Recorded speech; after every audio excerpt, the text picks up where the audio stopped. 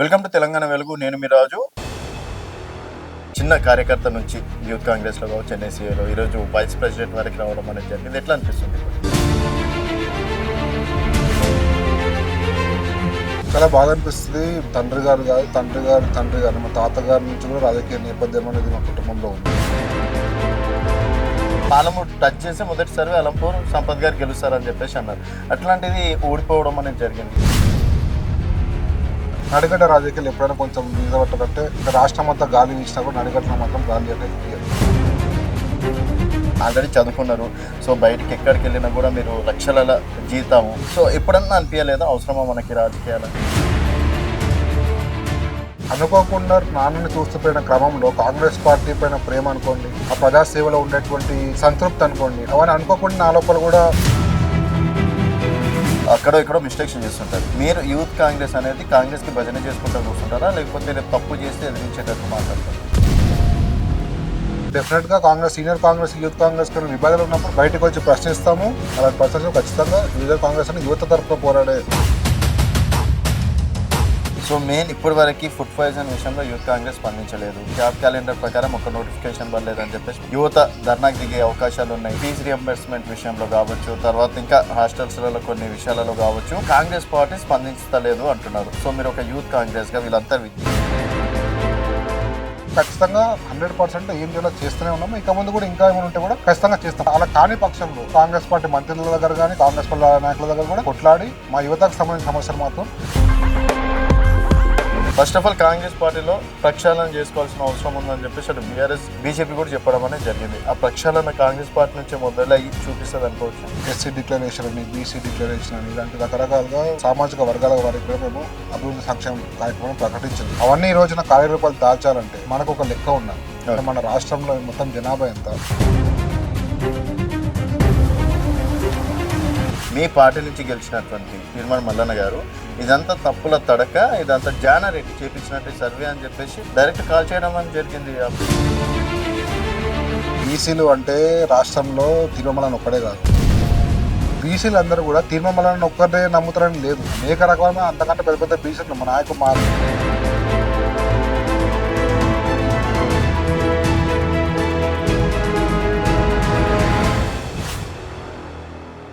Welcome to Telangana వెలుగు. నేను మీ రాజు.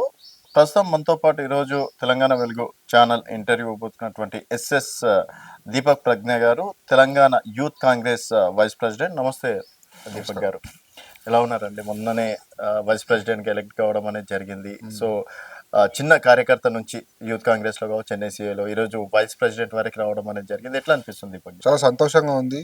Basically చెప్పాలంటే ఈరోజు Telangana youth Congress vice president అవ్వడానికి కూడా కారణం ఆనాటి రాహుల్ గాంధీ గారు పెట్టిన ఎలక్షన్ సిస్టమే.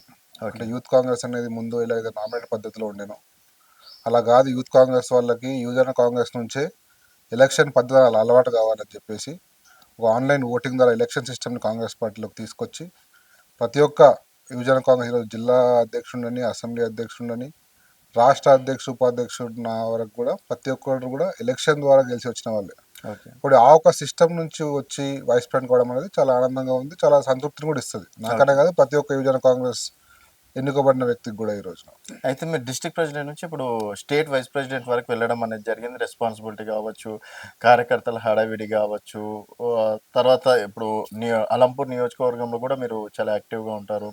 నాన్నగారు కూడా ఏఐసిసి సెక్రటరీ కాబట్టి, సో అంటే మొదటి నుంచి కాంగ్రెస్ ఫ్యామిలీలో, తర్వాత ఇప్పుడు కాంగ్రెస్లో ఎట్లా అనిపిస్తుంది? అది చాలా బాగా అనిపిస్తుంది. బేసికలీ నేను అన్నట్టుగా తండ్రి గారు కాదు, తండ్రి గారు మా తాతగారి నుంచి కూడా రాజకీయ నేపథ్యం అనేది మా కుటుంబంలో ఉంది. ఓకే. తాతగారు కూడా ఎమ్మెల్యేగా కంటెస్ట్ చేసిండ్రు. ఆయన పెద్ద దళిత నాయకుడిగా ఉండే. తర్వాత తండ్రి గారు చిన్నప్పటి నుంచి ఆయన చూస్తూ పెరిగినాం. రాజకీయ నేపథ్యం ఎలా ఉంది, ఎలాంటి పోరాటాలు చేసిండు, స్టూడెంట్ దశ నుంచి యూనివర్సిటీలో కానీ తర్వాత కానీ చూస్తున్నప్పుడు కాంగ్రెస్ పార్టీలో నాన్న ఢిల్లీ స్థాయి ఏసీ సెక్రటరీగా ఉన్నా, నేను రాష్ట్రాల్లో ఉన్న కాంగ్రెస్ పార్టీని ఎంచుకోవడానికి ముఖ్య ఉద్దేశం ఏంటి అంటే, నేను పర్సనల్గా నమ్మేదైతే ఈరోజు రాజకీయాల్లో ఉన్నా ఎలా ఉన్నా కానీ ఒక మనిషి, ఒక వ్యక్తి, ఒక చదువుకున్న పౌరుడిగా నీకు ఏది ముఖ్యమో అని అంటే, ఎవరికైనా ఫస్ట్ మన దేశం ముఖ్యమని అంటాం. అంటే దేశ భక్తి అనేది దేశంని కులమానంగా పెట్టుకొని మనం మిగతా విషయాలు కూడా చూస్తూ ఉంటాం. అలాంటి పరిస్థితుల్లో ఈరోజు మన దేశం యొక్క మూల సిద్ధాంతం అంటే కాన్స్టిట్యూషన్ అయితే ఉంటుందో, కాన్స్టిట్యూషన్ చిన్నప్పటి నుంచి మా స్కూల్లో చదువుకుంటాం, 7th 8th నుంచి చదువుకుంటూ పెరిగినాం.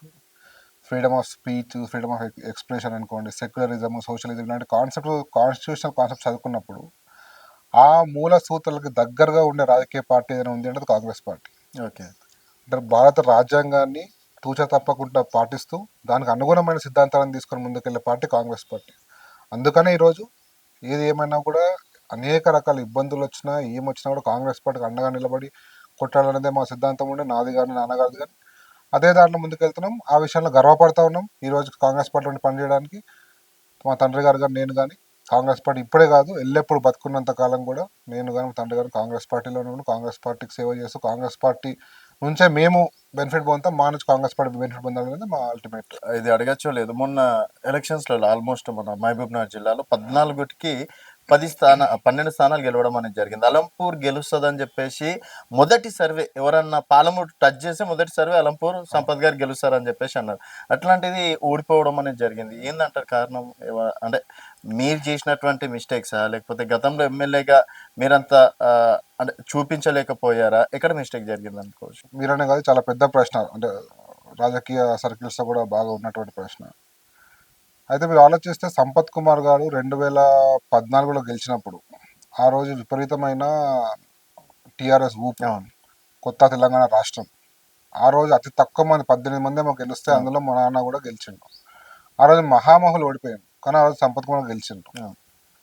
తెలంగాణ మొదటి అసెంబ్లీలో ఎమ్మెల్యేగా పనిచేసి 5 ఏళ్ళు కష్టపడి అనేక రకాల అంటే అపోజిషన్లో ఉండి కూడా అనేక రకాల పోరాటాలు చేసి ఏం చేసినా కూడా కాంగ్రెస్ పార్టీలో ఉంటూ 5 ఏళ్ళు సేవలు అందించిన తర్వాత మరొక ఎలక్షన్ వచ్చినప్పుడు ఓడిపోవడం జరిగింది. అవును. మళ్ళీ మొన్న రెండవసారి కూడా ఓడిపోవడం జరిగింది.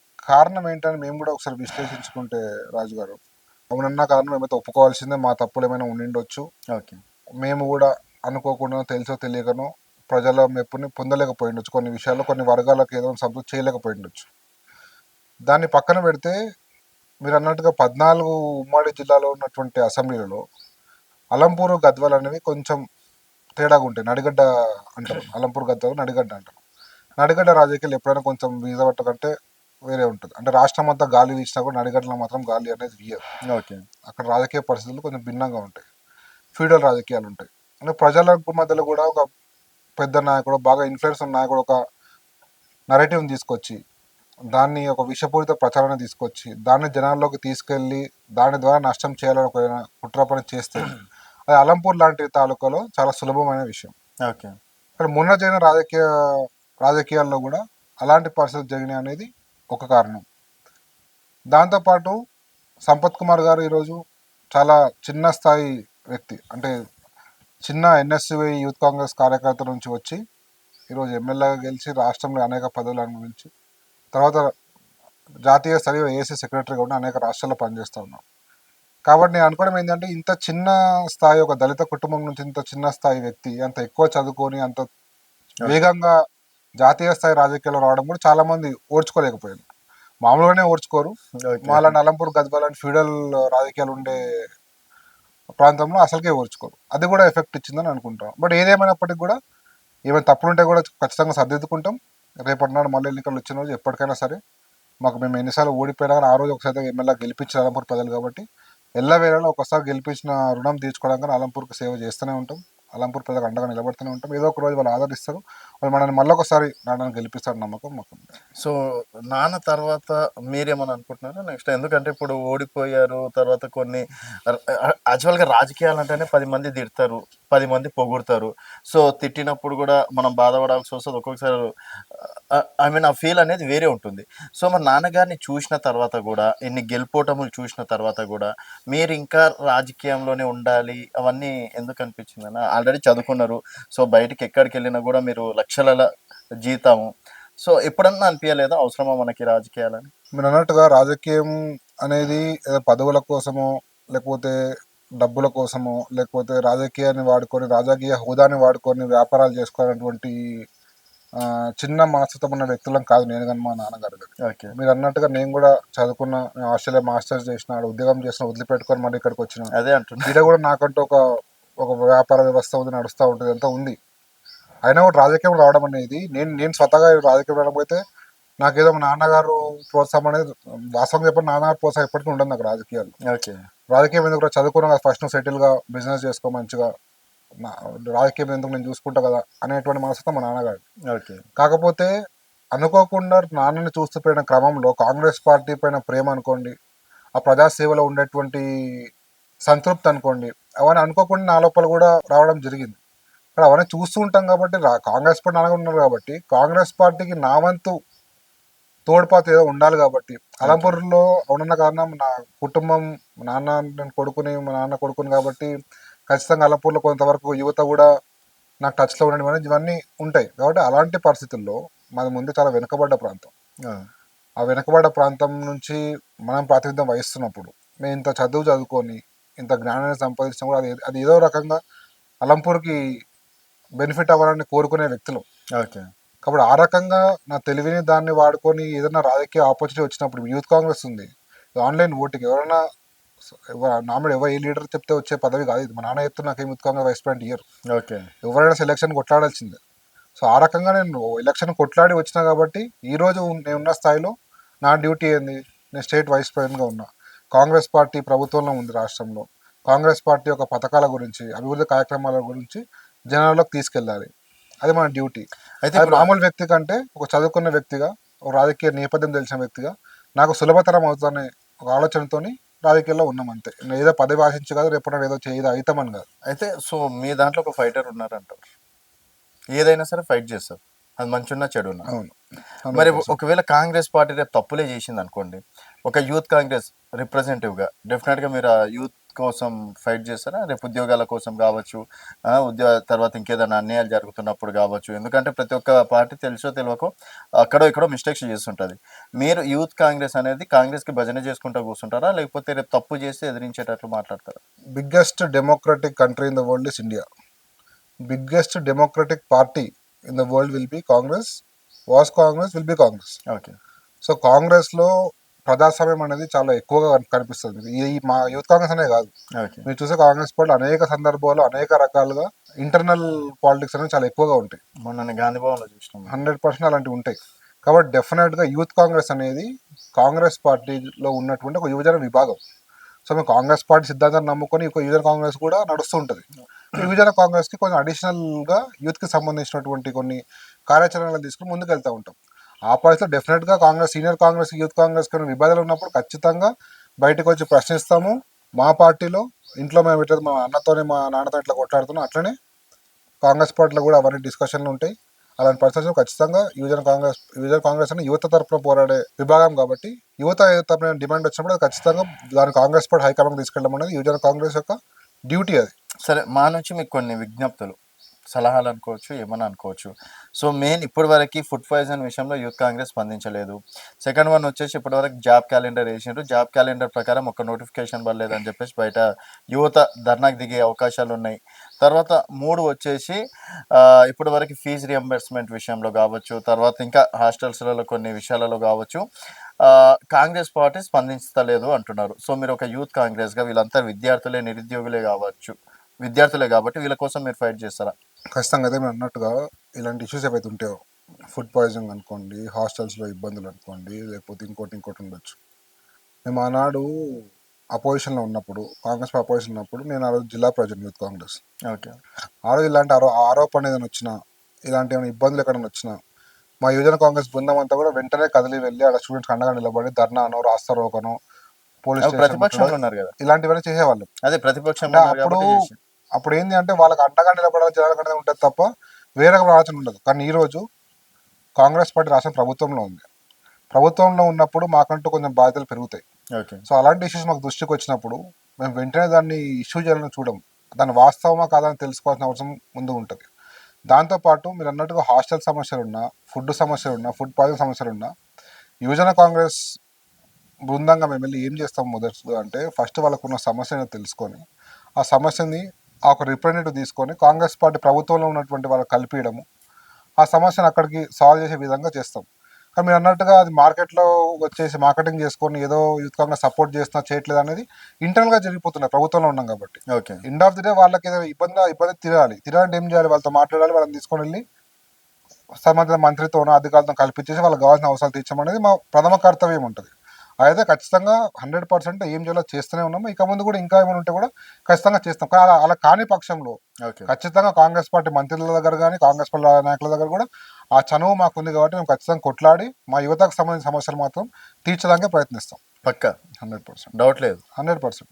ఒక ఇష్యూ ఒక ఉదాహరణ చెప్పండి. ఇప్పటివరకు ఎనీ ఇష్యూ ఏదైనా యూత్ కాంగ్రెస్ తరపున వస్తే ఖచ్చితంగా ఇంటర్నల్గా మళ్ళీ యూత్ మా పీసీసీ ప్రెసిడెంట్ గారితోనో లేకపోతే మంత్రులతోనో కొట్లాడి వాళ్ళకి అండగా నిలబడమే తప్ప యూత్ కాంగ్రెస్ అంటే యూత్ కాదు ఓన్లీ కాంగ్రెస్ పార్టీ భజన బృందంగా ఏదైతే అంటారో అదైతే ఇప్పటివరకైతే ఇలాంటి ఉదాహరణ కూడా లేదు. ఎందుకు అంటే ఈ రోజు అనేక మంది నాయకులు అయితే ఇప్పుడు ఈ మంత్రులుగా కొనసాగుతున్న వాళ్ళు కాంగ్రెస్ పార్టీ సీనియర్ నాయకులు ఉన్న వాళ్ళు అందరూ కూడా యూత్ కాంగ్రెస్ నుంచి వచ్చిన వాళ్ళే. అవును. ఇక్కడ యువజన కాంగ్రెస్ లో ఉంటే ఎలాంటి పరిస్థితులు ఉంటే ఎలాంటి బాధ్యత ఉంటుంది, వాళ్ళకి ఎలాంటి సాయం చేయాలనే విషయం వాళ్ళకి బాగా తెలుసు. కాంగ్రెస్ పార్టీ నాయకులకు ఖచ్చితంగా వాళ్ళు ఆ విధంగా సహాయపడుతూనే ఉన్నారు. మేము కూడా అలాంటి కార్యక్రమాలు తీసుకొని ముందుకు వెళ్తాం. అయితే ఇప్పుడు అలంపూర్లో అన్న మొన్న ఒక ఇష్యూ జరగడం అనేది జరిగింది. అసలు యాక్చువల్‌గా నేను ఎమ్మెల్యేకి గెలిచినప్పటికీ నాకు ప్రోటోకాల్ ఇవ్వట్లేదు. సంపత్ గారికే ఇస్తున్నారు. అండ్ సంపత్ గారికి ఏదైనా కూడా దీపక్ గారు వస్తారు అని చెప్పేసి ఒక టాక్ ఉందన్న. సో నిజంగా ఇప్పుడు ఓడిపోయినా కూడా మీరే ఎమ్మెల్యేనా అలంపూర్లో? అలాంటిది ఏం లేదండి. ఒకటి ఏంటి అంటే సరే ఎమ్మెల్యే గారు బీఆర్ఎస్ పార్టీ నుంచి గెలిచారు. ఈరోజు మనం ఓడిపోయినా కూడా మా పార్టీ ప్రభుత్వంలోకి వచ్చింది. మా ప్రియతమ నాయకుడు రేవంత్ రెడ్డి గారు ముఖ్యమంత్రి అయ్యారు కాబట్టి అవునన్నా కాదని ఎమ్మెల్యేగా ఉన్నా లేకపోయినా కూడా ప్రభుత్వం మాది ఉంది కాబట్టి ప్రభుత్వ కార్యక్రమాలు జనాలకి అందజేయాలనే దాంట్లో మేము అనేక కార్యక్రమాల్లో సంపత్ కుమార్ గారు మా తండ్రి గారు పాల్గొంటూ ఉంటారు. అంతే విషయం ప్రోటోకాల్కి ఆయనకి ఇవ్వట్లేదు ఇవ్వక అలాంటిది లేదు. ప్రోటోకాల్ చెప్పాలంటే సంపత్ కుమార్ ఏం ప్రోటోకాల్ లేదు. కానీ అన్నట్టుగా మన జరిగిన అలబసన్న గొడవన అయితే ఉందో పోలీసులు మాకు వస్తలేరు వాళ్ళకు వస్తారు అది ఇలాంటి ఆరోపణలు వచ్చింది. అందులో ఉండేటువంటి విషయం అది ఏంటి మీదే అని అంటే కాదు. దాదాపు కొన్ని నియోజకవర్గాలు అయితేనే ఉన్నాయి. అది ఇష్యూ అయితేనే ఉంది. సో దానికి రీజన్ ఏంటంటే రాజు గారు ఇప్పుడు సంపత్ కుమార్ గారు ఒక మాజీ శాసనసభ్యులు. అవును. ఈరోజు ఓడిపోయినా కూడా నా జాతీయ స్థాయిలో రాష్ట్ర స్థాయిలో గుర్తింపు ఉంది. ఏసీసీ కార్యదర్శిగా అనుకోండి, దళిత నాయకుడుగా అనుకోండి. అలాంటి నాయకుడు ఓడిపోయాడని తెలిసిన తర్వాత మళ్ళీ ప్రభుత్వం ఇక్కడ ఏర్పడిన తర్వాత కొంతమంది నాయకులు కూడా రియలైజ్ అయ్యే పరిస్థితిలో ఉన్నారు. అరే అనవసరంగా ఓడిగొట్టుకుంటాం కదా, గెలిచుంటే ఈరోజు సంపత్తో గెలిచి ఎమ్మెల్యే అయ్యేటోడు మంత్రి అయ్యేటోడు మన ప్రాంతం ఇంకా అభివృద్ధి జరిగేది కదా అని కొంత రిలీజ్ అయిన నాయకులు ఉన్నారు. ఓకే. అవన్నీ పక్కన పెడితే ఈరోజు సంపత్ కుమార్ గారు ఏ కార్యక్రమం వెళ్ళినా కూడా జన సమీకరణ అనేది పిలవకపోయినా కూడా తండపు జనాలు రావడం జరుగుతుంది. సో సంపత్ కుమార్ నాయకుడు వెళ్ళినప్పుడు ఆ జనం రెస్పాన్స్ అలా ఉంది కాబట్టి క్రౌడ్ ఎక్కువైతున్నారు కాబట్టి దానికి తగిన ఏర్పాట్లు పోలీసు వాళ్ళు చేస్తారు వాళ్ళ డ్యూటీ ప్రకారం. దాన్ని చూసి వీళ్ళేదో వీళ్ళకి జనాలు వస్తున్నారు కాబట్టి మాకు వస్తలేరు కాబట్టి దాని పోలీసుల మీద నూకి ప్రోటోకాల్ ఉంది లేదు అని చెప్పి ఏదో అన్నెసరీ ఇష్యూ క్రియేట్ చేయడమే తప్ప అందులో వాస్తవం లేదు. అలాంటి పరిస్థితులు ఏం లేవు. సో ఈ యూత్ కాంగ్రెస్ వరకే అయిపోతుందా మీ జర్నీ? రేపన్నాడు మీరు కూడా ఎమ్మెల్యే, ఎంపీ ఆ స్థాయిలో ఏమన్నా అనుకుంటున్నారా? ఈ రోజునైతే నేను చక్కగా నా వ్యాపారం చేసుకుంటా ఉన్నా. అవకాశం వచ్చింది కాబట్టి ఈరోజు యూత్ కాంగ్రెస్ స్టేట్ వైస్ ప్రెసిడెంట్గా ఉన్నా. నాకు రాజకీయంగా అది కావాలి ఇది కానీ కోరికలు ఈ రోజునైతే లేవు. ఎందుకంటే ఓకే. సంపత్ కుమార్ గారు మా తండ్రి గారు ఇంకా మీకు తెలుసు చాలా యంగ్ ఉంటారు. అవును. ఆయన కూడా ఆల్మోస్ట్ యూత్ లానే ఉంటారు. అవును. మాకేమో పెద్ద ముసలైన ఏం కాదు. సో అలాంటి ఆలోచనలు అలాంటివి ఏమీ లేవు ఈ రోజున.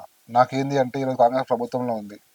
నాలాంటి యువకులకి అనేక రకాల కార్యక్రమాలు ఈరోజు మన డావోస్లో ఏవైతే 1,78,000 కోట్ల రూపాయల ఇన్వెస్ట్మెంట్లు తెచ్చిండ్రో ఆ ఇన్వెస్ట్మెంట్లు ఏ రంగాలకు పోతున్నాయి, ఎలాంటి టెక్నాలజీస్కి పోతున్నాయి. నాకు ఒక ఐటీ కంపెనీ ఉంది. ఓకే. సో ఆ టెక్నాలజీకి సంబంధించి ఎలాంటి ఇన్వెస్ట్మెంట్స్ పెడితే ఎలాంటి స్కిల్ నేర్చుకుంటే యువత బాగుపడతారు. రేపటి నాడు అలంపూర్ యువత కానీ రాష్ట్ర అనేక మండల యువత కానీ ఎలాంటి టెక్నాలజీ ఎలాంటి కోర్సులు నేర్చుకుంటే ఉద్యోగ అవకాశాలు భవిష్యత్తులో ఎలా ఉంటాయి, ఎలా ఉండబోతున్నాయి, ఎలా బెనిఫిట్ పొందగలుగుతా అనే ఒక నాలెడ్జ్ షేరింగ్ నాలెడ్జ్ బ్రిడ్జ్గానే ఉండాలనుకుంటున్నా తప్ప ఈ రోజున రాజకీయాలు ఆలోచించే పరిస్థితిలో లేను. రేపటి నాడు ఇంకేదో అవ్వాలనే ఆలోచన కూడా నాకు లేదు ఈ రోజున. సరే మీ ఇదంటూ కంపెనీ ఉందంటున్నారు. తర్వాత ఒక దళిత నాయకుడి నుంచి మీరు కూడా వచ్చారు కాబట్టి ఈరోజు మీ వల్ల మీ అలంపూర్ నియోజకవర్గంలో ఎంతమంది దళిత కుటుంబాలకు కావచ్చు, తర్వాత యూత్‌కి మీ వల్ల అంటే ఎస్పెషల్లీ జాబ్స్ రావడం కూడా అట్లాంటివి ఏమన్నా చేసిండ్రు అనుకోవచ్చా? 100% నాకు ఆ అవకాశం ఉన్న ప్రతి చోట మంచి చదువుకున్న యువకుడు మా అలంపూర్ ప్రాంతంలో ఉన్నాడంటే ఖచ్చితంగా వాళ్ళకి లిఫ్ట్ ఇచ్చేసి వాళ్ళకి ప్రొఫైల్ చూసేసి బాబు నీకు ఇది దీంట్లో వస్తుంది దీంట్లో రాదు లేకపోతే ఈ కోర్స్ అడిషనల్గా నేర్చుకో మా కంపెనీలో ఆపర్చునిటీ ఉంటుంది లేకపోతే ఇది లేకపోతే ఇంకో దాంట్లో వస్తుంది దాంట్లో ఇంత జీతం ఉంటుంది ఇలా ఎడ్యుకేట్ చేయడం అనేది నిరంతర ప్రక్రియ రోజువారీ నడుస్తూనే ఉంటుంది. చేస్తూనే ఉంటారు. రోజు కలుస్తూనే అది అవుతూనే ఉంటుంది. కాకపోతే నేను ఇంతకు మళ్ళీ చెప్పినట్టు మరొకసారి ఇప్పుడు కొంచెము ఇంతకుముందు నేను జిల్లా అధ్యక్షుడు ఉండే అలంపూర్ గద్వాల్ నాకు ఎందుకు వచ్చింది. ఈరోజు రాష్ట్ర ఉపాధ్యక్షుడిగా ఉన్నా. రాష్ట్రంలో ఉన్న అందరి యువతకు కూడా ఈ యొక్క ఇన్వెస్ట్మెంట్ ఏవైతే నడుస్తుందో భవిష్యత్తు ఇంకా 4 ఏళ్ళు ప్రభుత్వంలో ఉండబోతున్నాం. ఈ 4 ఏళ్లలో ప్రభుత్వం ఎలాంటి విజన్తో పోతుంది, వాళ్ళ ప్లాన్ ఎలా ఉంది డెవలప్మెంట్ పరంగా. ఇప్పుడు స్కిల్ యూనివర్సిటీ అనేది కడుతున్నారో ఇంకా అనేక రకమైనటువంటి యూనివర్సిటీలను కూడా పాలిటెక్నిక్ కాలేజ్లను కూడా డెవలప్ చేసే ప్రక్రియ చేస్తూ ఉన్నారు ముఖ్యమంత్రి గారు. అలా చేయడం వల్ల యువతకి ఇలాంటి ప్రోత్సాహం లభించబోతా ఉంది. ఏ డైరెక్షన్లో వెళ్తే వాళ్ళు గొప్పగా స్థిరపడతారు ఫ్యూచర్లో అనే విషయం నాకు బెటర్గా అర్థమవుతుంది. ప్రభుత్వంతో క్లోజ్గా పనిచేస్తూ ఉంటాం కాబట్టి అదే విషయాలను యువతకు కూడా తెలియజేసి, అదేవిధంగా యువతకు కూడా మా వంతు సహాయ సహకారాలు అందించి, ఒకవేళ మరీ ఎక్సెప్షనల్ ఎవరైనా స్కిల్ ఉన్నటువంటి యువత ఎవరైనా ఉంటే వాళ్ళని డైరెక్ట్గా తీసుకెళ్ళి మంత్రులు ఒక ముఖ్యమంత్రి గారు కల్పించి, మన ప్రాంతం నుంచి is excelling in particular course కాబట్టి ప్లీజ్ సపోర్ట్ హిమ్ ఓకే. అని అనేటువంటి మాటలు చెప్పి అనేక రకాల మందికి ఇప్పటిదాకా సాయం చేస్తాం, ఇక ముందు కూడా చేస్తూనే ఉంటాం. అయితే అన్న మీ బర్త్‌డేస్ గావచ్చు, ఇంకేదైనా కార్యక్రమాలు గావచ్చు, మీరు అలంపూర్ వెళ్తే మాత్రం వేలాది మంది యూత్ అనేది మీకోసం వస్తారు, సెలబ్రేషన్స్ జేసుకుంటారు. సో, దీపక్ అన్న కోసం ఏదైనా జేయనీకి రెడీ అని జెప్పేసి కొన్ని విన్నాను నేను స్లోగన్స్ గూడా. ఏందన్నా అంటే వాళ్ళు ఏదో టెంపరరీ అనుకోవచ్చా? నిజమైన అభిమానం అనుకోవచ్చా? లేకపోతే ఆ టైంకి సెటప్ లాంటిదేమన్నా అనుకోవచ్చంటారా? లేదండి, టెంపరరీ రాజకీయాలు మేము ఎప్పుడు చేయలేదు. మేనంటూ అప్పటికి ఏదో ప్రోగ్రామ్కి సెటప్ చేసేటువంటి పెద్ద బ్యాక్గ్రౌండ్ కూడా కాదు మాది.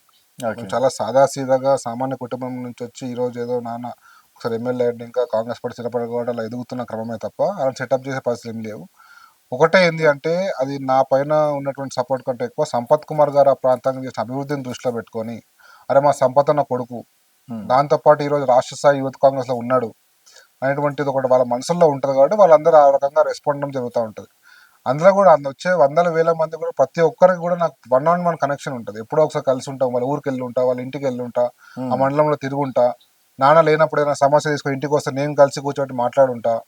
అనేక సందర్భాల్లో నాన్న ఏసీసీ కార్యక్రమాల్లో ఛత్తీస్గఢ్, మహారాష్ట్ర తిరుగుతున్నప్పుడు అందుబాటులో లేనప్పుడు నేను కొన్ని విషయాలు మాట్లాడి చర్చించి వాళ్ళకి ఏమన్నా సజెషన్ అడ్వైస్ ఇచ్చి ఉండింటా. కాబట్టి ఓకే. ప్రతి ఒక్కరికి కూడా నాకు 1-on-1 కనెక్షన్ ఉంటుంది కాబట్టి వాళ్ళందరూ కూడా రావడం జరుగుతుంది తప్ప వాళ్ళ ఒక్కరు కూడా ఆ సెటప్ లాగా టెంపరరీ అలాంటిది ఏం లేదు. టెంపరరీ అనే దానికి వెళ్ళే ప్రసక్తి లేదు. ఎందుకంటే అలా ఉంటే ఇలా ఉండం మేము. ఎందుకంటే ఇన్ని ఓకే. సంవత్సరాల్లో ఎన్ని రకాల ఇబ్బందులు వచ్చినా, నాన్న ఎమ్మెల్యేగా ఉన్నాడు, అనేక ప్రలోభాలు పెట్టినా ఏం పెట్టినా కూడా అన్నిటిని ఏమాత్రం ఏది లెక్క చేయకుండా, ఒకటి కాంగ్రెస్ పార్టీ, 2 అలంపూరు, 3 పుట్టిన జాతి దళిత జాతి అని చెప్పి 3 సిద్ధాంతాలను నమ్ముకొని ముందుకు పోయిన నాయకుడు సంపత్ కుమార్. ఆయన అడుగుజాడలో మేము నడుస్తున్నాం కాబట్టి ఆయన టెంపరీలు 4 రోజుల ముచ్చట్లు అనేవి ఉండవు. ఏది ఉన్నా కూడా సుస్థిరంగా కలకాలం చేద్దామనే ఆలోచనతోనే ఉంటాం. సో, ఇప్పుడు ఓడిపోయిన తర్వాత కార్యకర్తలు ఉన్నారా అన్న ఇంకా? లేకపోతే వాళ్ళు అంతా బీఆర్ఎస్‌కి ఎక్కువ ఉన్నారు ఇంకెక్కువ మందొచ్చారా? ఇంకెక్కువ ఉన్నారు. ఇంకా ఎక్కువైండ్రు. ఎందుకు అంటే, ఆ రోజు ఏదో అనేక రకమైన లోకల్ రాజకీయాల్లో ఓడగొట్టుకున్నాం. కానీ వాళ్ళకి ఓడిపోయిన తర్వాత అర్థమైన విషయం ఏంటి అంటే, సంపత్ కుమార్ ఈరోజు ఓడిపోయినా కూడా ఇంత చేస్తున్నాడే మనకి. కాంగ్రెస్ పార్టీ ప్రభుత్వం వచ్చింది కాబట్టి ఓడిపోయిన నాయకుడుగా ఉండే ఈరోజు ఇన్ని రకాల కార్యక్రమాలు తీసుకొస్తున్నాడు. అలంపూర్కి అంటే గెలిచిన ఎమ్మెల్యేల దగ్గర రాని ఫండ్స్, రాని నిధులు, రాని యొక్క డెవలప్మెంట్ ప్రోగ్రామ్ మీద అలంపూర్కి వస్తూ ఉన్నాయి. అంటే ఓడిపోతేనే ఇంత చేస్తే గెలుస్తుంటే ఇంకెంత చేసేటోడో ఓకే. అనేటువంటిది ప్రతి ఒక్కరి గుండెల్లో ఉంది. చాలామంది కూడా రిలీజ్ అవుతూ ఉన్నారు. కాబట్టి ఖచ్చితంగా అది ఎప్పుడో ఒకసారి ప్రతిబింబిస్తుందని చెప్పి మేము సో, నమ్ముతాం. మీరనుకున్న వాళ్ళకి ఇప్పుడు న్యాయం జేయాలంటే 10 ఉండాలి. లేకపోతే ఏదన్నా అఫీషియల్ డెసిగ్నేషన్ అని ఉండాలి. మరి సంపత్ గారిని నమ్ముకున్న వాళ్ళని గావచ్చు, మిమ్మల్ని నమ్ముకున్నటువంటి కొంతమంది యూత్ అనేది మన కోసం అంటే ఎవరో ఒకరు హార్డ్‌కోర్‌గా పనిజేసేటోళ్ళుంటారు. వాళ్ళకి రేపు న్యాయం ఎట్లా జేస్తారన్న? న్యాయం చేయాలి అంటే ఏదో ఒక ప్రోటోకాల్ పదవి ఉండాలనేది మీరు అంటున్నారు. ఒకటి, సరే ప్రోటోకాల్ పదవి మీరు అన్నట్టుగా సంపత్ కుమార్ లేకపోయిండొచ్చు. ప్రభుత్వంలో ప్రోటోకాల్ పదవి లేకపోయినా పార్టీలో ఆయన ఏసీసీ కార్యదర్శి. రాష్ట్రం నుంచి ఈ రోజున ఉన్న ఏకైక ఏసీసీ కార్యదర్శి. నేను స్టేట్ యువజన కాంగ్రెస్ వైస్ ప్రెసిడెంట్ని. ఇది పార్టీ యొక్క ఉన్నత పదవుల్లో ఈ 2 ఉంటాయి. ఓకే. ఈ పార్టీ పదవులను పక్కన పెడితే కూడా మాకున్న సన్నిహిత సంబంధాలు. ఈరోజు ముఖ్యమంత్రి గారు మా కుటుంబంలో ఒక సభ్యుడిలాగా మమ్మల్ని ఆదరిస్తూ ఉన్నాడు. ఓడిపోయినా గెలిచినా కూడా అన్నా అని పోయి పేపర్ తీసుకెళ్ళి అన్న నాన్న పోతే కూడా వెంటనే స్పందించి దానికి ఏం చేయాలో చేస్తున్నాడు. మనం తీసుకెళ్లే కార్యక్రమాలు కూడా ఏది కూడా పర్సనల్గా ఏది ఉండదు. ఖచ్చితంగా అన్నీ కూడా అల్లంపూర్ తాలూకాకు సంబంధించా, మా ఉమ్మడి జిల్లాకు సంబంధించా, లేకపోతే మా జాతికి సంబంధించిన విషయాలే ఉంటాయి. ఓకే. ఏది తీసుకుపోయినా అందులో జెన్యూనిటీ అలా శానిటీ ఉంటుంది కాబట్టి ఎనీ మంత్రి ఈ రోజున అందరు మంత్రులు కూడా చాలా సన్నిహితులు, చాలా దగ్గరగా ఉన్నటువంటి మా కుటుంబానికి కానీ నాన్నగారికి కానీ. కానీ ఆ రకంగా మాకు ఎవరికైనా ఇది ఒక పని చేయాలి, దానివల్ల ఒక నలుగురు ఉపయోగపడతారు అనుకుంటే దానికి ప్రోటోకాల్ పదవి అయితే అవసరం లేదు. సేవ చేయడం కదా మాకు ఓకే. ఈ రోజునైతే అవసరం పడలేదు సేవ చేయడానికి. అంటే నేనెందుకు అడిగినా అంటే యాక్చువల్‌గా పీసీసీ రేస్‌లో గూడా నాన్నగారు ఉండే. బలంగా వినిపిచ్చింది. అంటే మన ఎస్సీ సామాజిక వర్గం నుంచి గూడా నాన్నగారి పేరు వినిపిచ్చింది. అవును. తర్వాత ఎమ్మెల్సీ విషయంలో గూడా బలంగా అనేది ఒక పేరు అయితే వినిపించింది. మరి రెండు కూడా అంటే ఇప్పుడు ఎమ్మెల్సీ అనేది మనం ఇప్పుడే చెప్పలేము కాబట్టి పీసీసీ ఆల్రెడీ బీసీ క్యాండిడేట్కి ఇవ్వడం అనేది జరిగింది మహేష్ కుమార్ గౌడ్ గారు. సో ఆ టైంలో ఏమన్నా పార్టీ దూరం పెడుతుంది మమ్మల్ని అని చెప్పేసి అనిపించిందా మీకు? పీసీసీ ఒక్కటే కాదు, తర్వాత ఎంపీ గురించి అడిగినాము, తర్వాత అనేక ఎంపీగా అయితే ఆల్మోస్ట్ మీ పేరు కన్ఫర్మ్ అయిపోయింది. తర్వాత అలా ఉన్నాయి. కానీ కాంగ్రెస్ పార్టీ సిస్టమ్ తెలిసిన వాళ్ళగా, కాంగ్రెస్ పార్టీని కొన్ని దశాబ్దాలుగా నమ్ముకొని ఉంటున్నటువంటి సంపత్ కుమార్ గారికి ఇవన్నీ అవే పెద్ద విషయాల్లో కనిపించదు. ఖచ్చితంగా పీసీసీలో వచ్చేది ఉండి రాలేదు అని అంటే అది సరే, క్యాస్ట్ ఈక్వేషన్ బీసీకి ఇవ్వడం దాంట్లో మనం పోయింది, బీసీలో మహేష్ కుమార్ గౌడ్, ఎస్సీ దాంట్లో సంపత్ కుమార్ గారు మాత్రమే ఉండే చివరి వరకు. సరే బీసీ దాంట్లో పోయింది. సో ఎంపీకి పోయేసరికి సరే మనకు ఈ రోజున పరిస్థితుల్లో మనమైతే కరెక్ట్ అని చెప్పి మేము నమ్మినాము. నాన్న కూడా గట్టిగా అడిగిండ్రు. ఒక మల్లు గారు ఏంటి అంటే సీనియరు, ఇంతకుముందు ఆ ప్రాంతంలో 2 సార్లు ఎంపీగా చేసిండ్రు కాబట్టి ఆయనకి ఈసారి అవకాశం కావాలంటే ఇచ్చిండ్రు. మనస్ఫూర్తిగా సహకరించి పని చేసినాం, గెలిపించుకున్నాం. కాబట్టి ఇలాంటివన్నీ కాంగ్రెస్ పార్టీలో సర్వసాధారణం. దానికి ఇలాంటి చిన్న చిన్న వాటికి హర్ట్ అయ్యో బాధపడో దాని గురించి కాంగ్రెస్ పార్టీ మీద ప్రేమ తగ్గుతుందని మీరు అనుకుంటే మాత్రం అది తప్పు అవుతుంది. ఓకే. అయితే రాబోయే కాలంలో మీరు అన్నట్టు ఎమ్మెల్సీ అనేది ఇప్పుడు ఏదో ఉన్నాయి కాబట్టి ఖచ్చితంగా అంటే మాకైతే నమ్మకం ఉంది. ఎందుకంటే ఒక ప్రోటోకాల్ వస్తుంది మిమ్మల్ని నమ్ముకున్నటువంటి కార్యకర్తలకు కూడా. అంటే మేము అలంపూర్ మాజీ ఎమ్మెల్యేగా ఉన్నా కూడా సంపత్ గారు రాష్ట్ర వ్యాప్తంగా అనేక మంది అభిమానించే వాళ్ళు ఉన్నారు. కాబట్టి ఇప్పుడు మాదిగా దాంట్లో ఇప్పుడు నిన్న మొన్న జరిగినటువంటి వర్గీకరణలో కూడా సంపత్ కుమార్ గారి కృషి కానీ లేకపోతే ఆయనకు ఉన్నటువంటి అనుభవం కానీ జ్ఞానాన్ని కానీ కూడా ఎవరు ప్రశ్న పరిస్థితి లేదు. కాబట్టి ఇవన్నీ పరిస్థితులను చూసుకుంటే ఈ రోజున్న పరిస్థితుల్లో అయితే ఎమ్మెల్సీలో సంపత్ కుమార్ గారు అవకాశం వస్తే మేము నమ్ముతా ఉన్నాం. ఓకే. ఆ విషయం మేము నమ్మడం మాత్రమే కాదు, మన ముఖ్యమంత్రి గారు కూడా ఒకవేళ అప్పటికి ఇవ్వకపోతే మళ్ళీ చెప్తున్న రాజు గారు, ఆ పదవి ఇచ్చినా ఇవ్వకపోయినా రేపటి నాడు ఇంకేదో అయినా ఇంకేమైనా ఏదేమైనా కూడా మేము కాంగ్రెస్ పార్టీలో మా పని మేము చేసుకుంటూనే పోతాం. కాంగ్రెస్ పార్టీ సిద్ధాన్ని నమ్ముకొని వచ్చిన వాడుగా అవమానం పడితే బాగుంటది, పదే పదే పడితే బాగుంటది. అవమానం అని మేము భావించామని ప్రతిసారి అవుతుందని నేను అనుకోను. ఎందుకంటే పీసీసీలోనేమో బీసీ క్లాసిఫికేషన్లో పోయింది, అండ్ ఎంపీ దాంట్లోనేమో సరే మల్రాజు గారు సీనియర్ గారు వారికి పోయింది. సరే ఎమ్మెల్సీలో కూడా మళ్ళీ అలాంటిది ఏమైనా వస్తే చెప్పలేమో, కానీ ఈ రోజు అయితే మన నమ్మకం ఉంది. ఎందుకంటే ఈ రోజు ఆప్షన్ కూడా లేదు. ఎందుకంటే ఈ రోజు వరకు మా దగ్గర ప్రాతినిధ్యం లేదు ప్రభుత్వంలో కానీ పార్టీలో కానీ. కాబట్టి ఖచ్చితంగా మాదిగలకి ఈరోజు పెద్దపీట వేయాల్సిన అవసరం ఉందని చెప్పి సీఎం గారికి కూడా క్లియర్గా తెలుసు, పీసీసీ గారికి తెలుసు, హైకమాండ్కి అయితే ఇంకా బాగా తెలుసు. ఓకే. ఫస్ట్ ఆఫ్ ఆల్ ఇప్పుడు మొన్న మీరు బీసీ కులగణనకి సంబంధించి కావచ్చు, వర్గీకరణకి ఫస్ట్ ఆఫ్ ఆల్ కాంగ్రెస్ పార్టీలో ప్రక్షాళన చేసుకోవాల్సిన అవసరం ఉందని చెప్పేసి అటు బీఆర్ఎస్ బీజేపీ కూడా చెప్పడం అనేది జరిగింది. ఆ ప్రక్షాళన కాంగ్రెస్ పార్టీ నుంచి మొదలయ్యి చూపిస్తుంది అనుకోవచ్చు. ప్రక్షాళనలో భాగంగానే, ఎందుకంటే ఇప్పుడు మాదిగలకి న్యాయం జరగట్లేదు, అంత మాల సామాజిక వర్గానికి డైరెక్ట్ గా గాంధీ భవన్ వర్గాలే మాట్లాడుకోవడం అనేది జరిగింది. గాంధీ భవన్ సాక్షిగా కాంగ్రెస్ పార్టీ నాయకులే మాట్లాడుకోవడం అనేది జరిగింది. ఇంకా మోత్కుపల్లి నరసింహ లాంటి వాళ్ళు కూడా డైరెక్ట్ మీడియా ముఖాన చెప్పడం అనేది జరిగింది.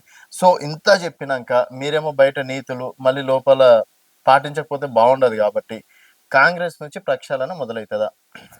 నేనేమంటున్నా అంటే బీసీ కులగణన, ఎస్సీ వర్గీకరణ ఈ రెండు కూడా ప్రక్షాళనలో భాగమే. ఓకే. కాంగ్రెస్ పార్టీలో ప్రక్షాళన మొదలైంది కాబట్టి ఈ రెండు జరిగినాయని నేను అనుకుంటున్నాను.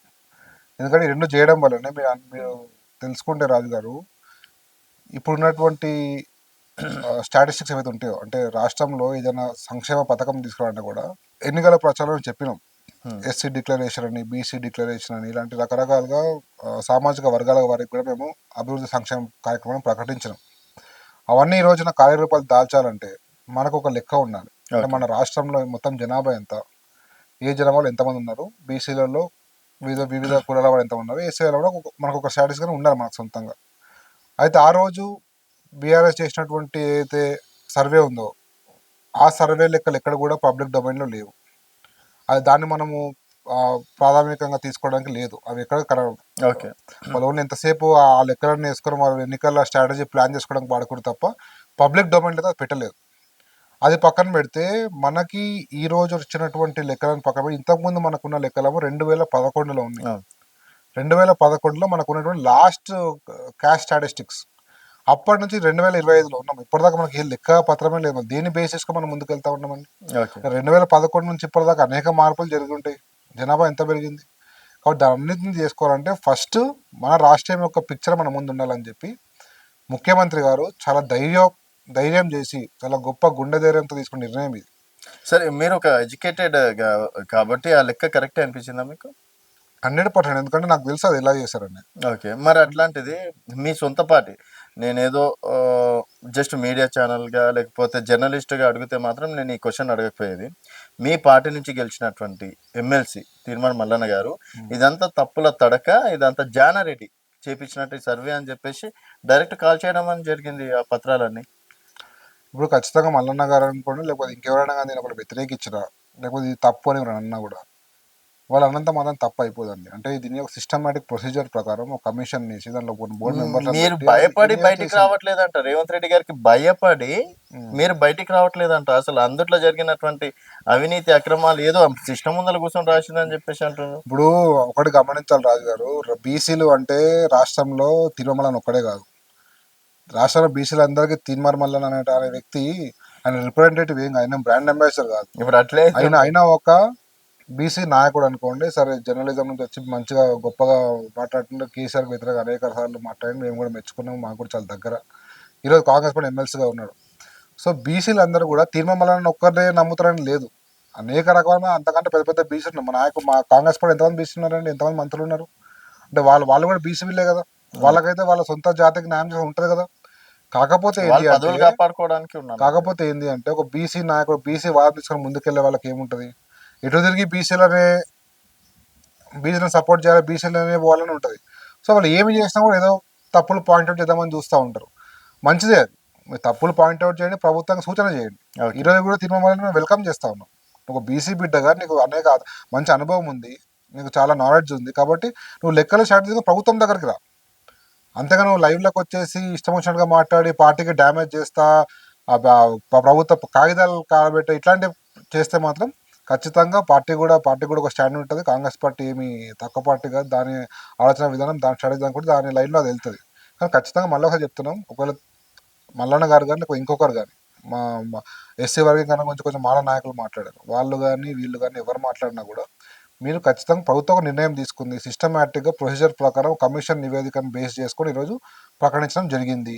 మీకు దానిపైన అనుమానాలు ఉంటే ప్రభుత్వం దగ్గరికి రండి, మాట్లాడండి, మీకున్న రిప్రజెంటేషన్ నీట్గా ఫ్రేమ్ చేసుకొని వచ్చేసి ఇవ్వండి.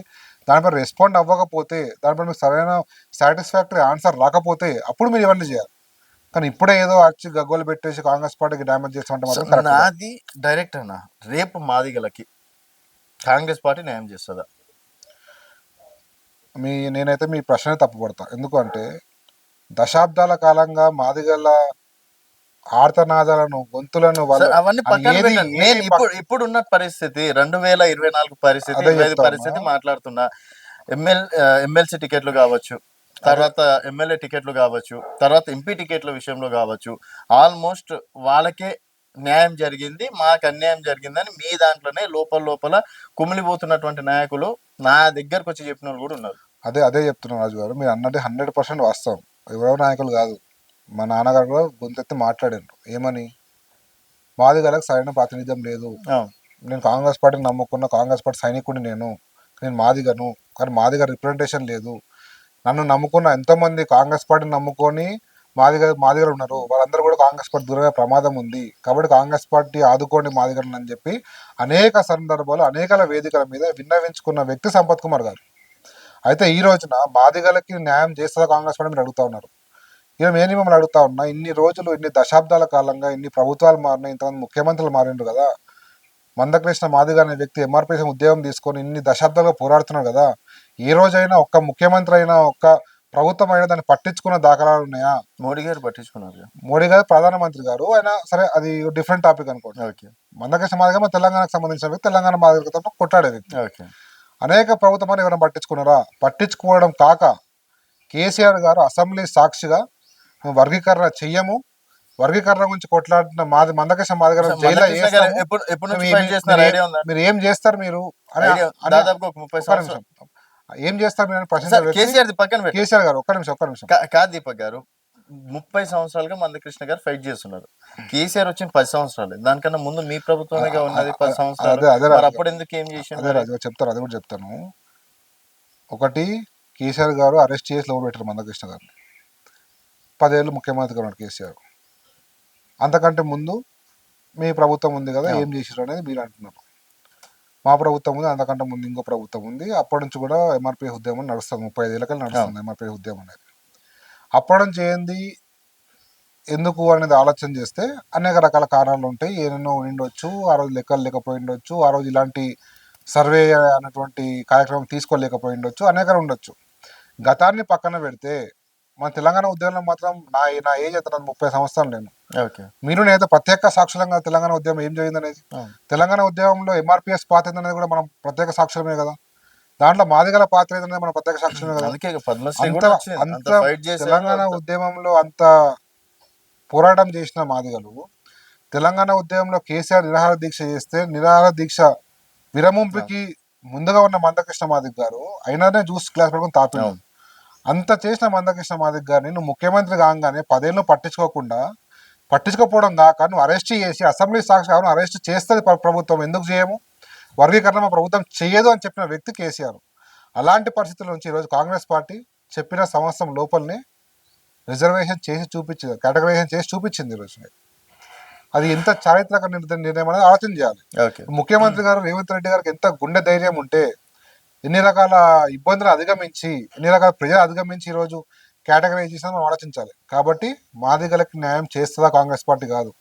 మాదిగలకి న్యాయం అనేది జరగాలి అంటే అది కాంగ్రెస్ పార్టీతో మాత్రమే సాధ్యం, ఇంకో పార్టీతో కాదు అనేది ఒకటి. ఇంకోటి మీరు బీజేపీ గురించి మాట్లాడింది, అది కూడా చెప్తాను. మా మాదిగల మందకృష్ణ మాదిగ ఎవరైనా గంటలు పడరా, మీరు మోడీ గంటలు పడరా?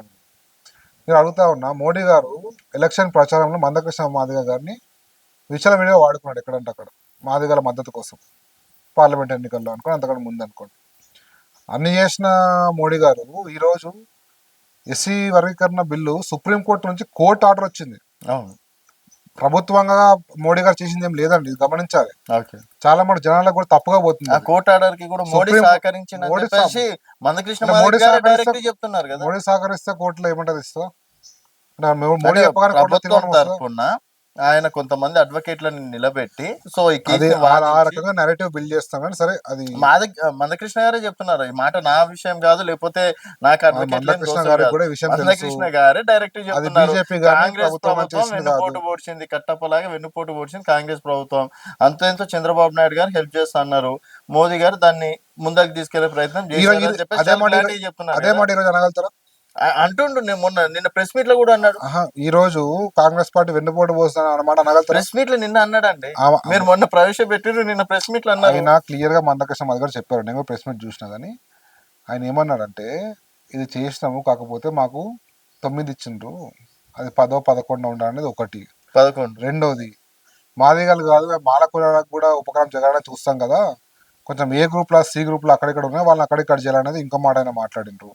ఇవన్నీ చెప్తూనే ఆయన తలపెట్టిన కార్యక్రమం ఏదైతే ఉందో, 1,00,000 డప్పులు 1,000 గొంతుకుల కార్యక్రమం ఉందో, ఆ కార్యక్రమం కూడా అది ప్రభుత్వ వ్యతిరేక కార్యక్రమం కాదు, అది కేవలం మాదిగల యొక్క సంస్కృతి సంప్రదాయాలు ప్రపంచానికి చూపించడానికి చేసిన కార్యక్రమమే, వ్యతిరేకంగా మేము లేము ప్రభుత్వానికి అని చెప్పేసి ప్రెస్ మీట్లో చెప్పిండు.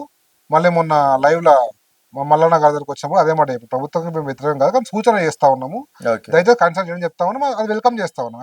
సూచన చేసి ఖచ్చితంగా ప్రభుత్వం కూడా ఆ సూచనని గౌరవిస్తుంది, ఏమైనా ఉంటే కూడా దాని గురించి ఆలోచన చేస్తుంది. ఓకే అండి. సో నిజంగా సంవత్సరం లోపల మీరు కూడా పూలు చూసే ఉంటారు, ఫామ్ హౌస్ పాలనకే చాలా మంది జిందాబాద్ కొట్టడం అనేది జరిగింది. మీ అలంపూర్లో ఎట్లుందండి? సో ఆల్రెడీ వ్యతిరేకత వచ్చి రేపు స్థానిక సంస్థల ఎన్నికలకు పోయినా కూడా ఓడిపోయేటట్లే ఉన్నారా? లేదండి, అంటే మీరు ఫామ్ హౌస్ పాలన ఎవరు అంటున్నారు? కేసీఆర్ గారు అంటారు. 63% జిందాబాద్ కొట్టింది. అదే అంటే రాష్ట్రంలో అది ఫామ్ హౌస్ పాలన అయితే మా అలంపూర్లో కూడా ఇద్దరు పెద్ద నాయకులు ఉంటారు, వాళ్ళు కూడా ఆల్మోస్ట్ ఫామ్ హౌస్ నాయకులు లాగానే, ఎందుకంటే వాళ్ళకి ఫామ్ హౌస్ లేవేమో కానీ మా అలంపూర్ ప్రాంతంలో ఎమ్మెల్యే గారు కానీ ఎమ్మెల్సీ ఇద్దరు అలంపూర్ ప్రాంతంలో ఎక్కడ ఉండరు, వాళ్ళకి సొంత ఇల్లు కూడా లేదు, వాళ్ళు అక్కడ అలంపూర్ ప్రాంతంలో ఉండరు వాళ్ళు. ఓకే, అయితే కర్నూలు బంగ్లా లేకపోతే ఫారెన్లో ఉంటారు, లేకపోతే హైదరాబాద్లో ఉంటారు. సో రాష్ట్రంలో కేసీ అయితే ఫామ్ హౌస్ పాలన అంటారు, సేమ్ అదే విధంగా అంతకంటే ఎక్కువ అంతకంటే ఘోరంగానే మా అలంపూర్ పరిస్థితులు ఉంటాయి. అందుబాటులో ఉండే పరిస్థితులు. ఎవరు జిందాబాద్ కొట్టిండ్రు? ప్రజలు. ఎవరికి? ఆన్లైన్ మీ అఫీషియల్ పేజీలోనే దాదాపు 63% ఫామ్ హౌస్ పాలన బాగుందన్నారు, ప్రజాపాలనకు వచ్చేసి 37 ఏమో అనుకుంటా. సరే అండి, ఇప్పుడు మీరు అన్నట్టుగా అదే కులమానంగా తీసుకుంటే, అదే ఏమంటారు, అదే ఒక మెట్రిక్గా తీసుకుంటే ఏమి సర్వే ఎవరు పెట్టిన సర్వే ఏ ఛానల్లో పెట్టింది ఎవరు పార్టిసిపేట్ చేసిండ్రు అది నిజమే 10 మంది ఇవన్నీ ఉంటాయి. ఇవన్నీ పక్కన పెడితే ఈ రోజు నుండి ఊరూరున ప్రజాపాలన అంటే ఈరోజు కాంగ్రెస్ ప్రభుత్వం వచ్చిన తర్వాత మీకు తెలుసు ఎంత అప్పులలో మనకి మన ప్రభుత్వాన్ని ఇచ్చిందనేది. అన్ని అప్పులు ఉన్నా కూడా ఇప్పటికి కూడా ఇంకా నెట్టుకొస్తా ఒక్కొక్కటి ఆలోచించుకుంటూ జాగ్రత్తగా ఆచితూచి ఒక్కొక్క కార్యక్రమాలు ముందుకు తీసుకెళ్తున్న వ్యక్తి ఈరోజు మా ముఖ్యమంత్రి రేవంత్ రెడ్డి గారు. కాబట్టి ప్రజలు కూడా ఈ రోజు కాకపోతే రేపటి తెలుసుకుంటారు అంటే యాక్చువల్గా ప్రభుత్వ పరిస్థితి ఏంది, 10 ఏళ్ల క్రితం తెలంగాణ రాష్ట్రం వచ్చినప్పుడు తెలంగాణ పరిస్థితి ఏంది, ఎంత సర్ప్రైజ్ బడ్జెట్ ఉండే, ఈరోజు ఏం చేసిన రాష్ట్రాన్ని, ఇంత అప్పులు ఎందుకైనాయి, ఎవడయ్యా జాగిరని చెప్పి ఇష్టం వచ్చినట్టు ఖర్చు పెట్టేసి అప్పులు చేసి పోయిన వీళ్ళు అనేది ఈరోజు ఎప్పుడొకసారి గమనిస్తారు. కాబట్టి ఇంకా సంవత్సర కాలమే అయింది కాంగ్రెస్ పార్టీది. ఈ సంవత్సర కాలంగా వాళ్ళు చేసినటువంటి డ్యామేజ్ని పూర్తి చేసే ప్రక్రియను ఇంకా నడుస్తూ ఉంది. ఇప్పుడు మెల్లమెల్లగా డ్యామేజ్ అనేది అయిపోయిన తర్వాత ఫ్రెష్గా మళ్ళీ బండి ట్రాక్ మీద పడుతుంది. ఖచ్చితంగా ఇంకా 4 ఏళ్లలో మీరు ఊహించని డెవలప్మెంట్ కానీ ఊహించని అభివృద్ధి కార్యక్రమాలు కానీ ఉంటాయి కాంగ్రెస్ పార్టీ. అంటే కరెక్ట్ ఎలక్షన్స్ టైంలో మళ్ళీ అప్పుడు 2,500 మహిళలకి 4,000 పెన్షన్లు కరెక్ట్ ఎలక్షన్స్ టైంలో ఇద్దాం. ఎలక్షన్ ఇంకా 4 ఏళ్ళు ఉందండి, అంత టైం కూడా పట్టదు. అంత టైం పడుతుంది మేము చేసినట్టు కూడా అనుకోం. మేము అంతకంటే ముందే వీలైతే త్వరలోనే అవన్నీ కార్యక్రమాలు కూడా కాగలుగుతారు. రేపు స్థానిక సంస్థలు ఎట్లా ఉండబోతుంది అనుకోవచ్చు మీ అలంపూర్ న్యూస్? 100% ఎట్లా ఉండదు ప్రశ్ననే కాదు అది. ప్రజాపాలన అనేది 1 year లైవ్ గా చూసిరు జనాలు. ఈ 1 year కొలమానము. ఈ 1 year ని బేస్ చేసుకొని ఈ రోజు లోకల్ ఉంటాయండి. అక్కడ 100% అక్కడక్కడ ఉండిండొచ్చు. ఈ ప్రభుత్వం ఏ ప్రభుత్వం ఉన్నా ఎవరు ముఖ్యమంత్రి ఉన్నా ఖచ్చితంగా అక్కడక్కడ నెగిటివ్ ఉంటుంది, అది లేకుండా లేదని అనట్లేదు. దాన్ని సరిదిద్దుకోవడమే మా బాధ్యత ఈ రోజున. ఖచ్చితంగా ఎక్కడెక్కడ ఉన్నాయో అక్కడ సరిదిద్దుకుంటాము, ముందుకెళ్తూనే ఉంటాము. కాకపోతే ఎందుకు ఇంత కష్టం అవుతా ఉంది, ఎందుకు అనుకున్న రీతిలో చేయలేకపోతా ఉన్నాము, ఆ రోజు సర్ప్రైజ్ బడ్జెట్ కూడా తెలంగాణ రాష్ట్రం ఎలా ఉన్నా అదే అలాంటి పరిస్థితి ఈ రోజు ఉండుంటే ఇలాంటి స్థాయిలో తీసుకెళ్లే వాళ్ళము. ఆ పరిస్థితి ఎందుకు లేదని కూడా ప్రజలకు వివరిస్తాము.